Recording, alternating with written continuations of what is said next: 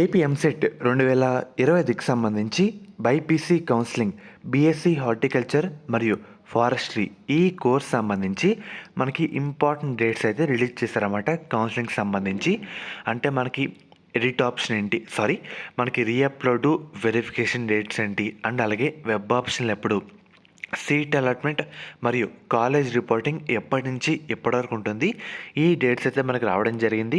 అవన్నీ మీకు ఈ వీడియోలో డీటెయిల్గా చెప్తాను. మెయిన్గా మీరు ఒకసారి స్క్రీన్ మీద చూస్తున్నారు కదా, మీకు వెబ్సైట్ లింక్ కూడా డిస్క్రిప్షన్లో ప్రొవైడ్ చేస్తానమాట. ఒకసారి ఓపెన్ చేసిన తర్వాత మనకి ఇక్కడ ఇంపార్టెంట్ డేట్స్ అనే కాలంలో మనకి నిన్నటితో ఎడిట్ ఆప్షన్ అయితే కంప్లీట్ కావడం జరిగింది. దీన్ని ఒకసారి పక్కన పెట్టండి. సో మనం అప్లోడ్ చేసిన తర్వాత డాక్యుమెంట్స్ అన్ని వెరిఫికేషన్ చేయాలి కదా, అన్నీ ఒకసారి వెరిఫికేషన్ చేసి మన డాక్యుమెంట్స్లో ఏమైనా తప్పులు ఉంటే కనుక వాళ్ళు ఒక ఎస్ఎంఎస్ రూపంలో కానీ మెయిల్ రూపంలో కానీ సెండ్ చేస్తారు, ఇది సరిగ్గా అప్లోడ్ చేయండి అని. అప్పుడు మనం మళ్ళీ రీఅప్లోడ్ అయితే చేయాలి. మనకేంటంటే వెరిఫికేషన్ అండ్ అలాగే రీఅప్లోడ్ డాక్యుమెంట్ సంబంధించి ఆగస్ట్ 25 నుంచి 28 వరకు మనకి ప్రాసెస్ అయితే జరుగుతుందన్నమాట. రీఅప్లోడ్ సంబంధించి కాలం అయితే మనకి ఇంకా ఎనేబుల్ అయితే చేయలేదు. ఇక్కడ అప్లికేషన్ ఫామ్స్ అనే కాలంలో కింద అయితే ఎనేబుల్ చేస్తారన్నమాట. అది వచ్చిన వెంటనే మీకు ఒక వీడియో రూపంలో అప్డేట్ అయితే చేయడం జరుగుతుంది. అండ్ అలాగే మనకి వెబ్ ఆప్షన్ల విషయానికి వస్తే కనుక మనకి ఆగస్ట్ 30 తారీఖు నుంచి సెప్టెంబర్ 3వ తారీఖు వరకు మనకి టైం అయితే ఉందన్నమాట. ఈ టైంలోపు హార్టికల్చర్ మరియు ఫారెస్ట్రీ కోర్స్ ఎవరైతే జాయిన్ అవ్వాలి అండ్ అలాగే కౌన్సిలింగ్ అప్లై చేసిన విద్యార్థులు ఉన్నారో ఆగస్ట్ 30 నుంచి సెప్టెంబర్ 3వ తారీఖు లోపు అప్లై అయితే చేసుకోవాలన్నమాట. వెబ్ ఆప్షన్ అయితే పెట్టుకోవాలి.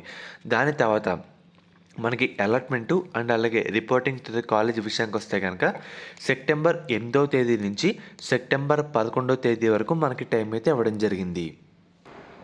శాస్త్ర కాలేజ్ అన్నమాట. ఈ కాలేజ్ కూడా మనకి నెల్లూరు అయితే ఉంది.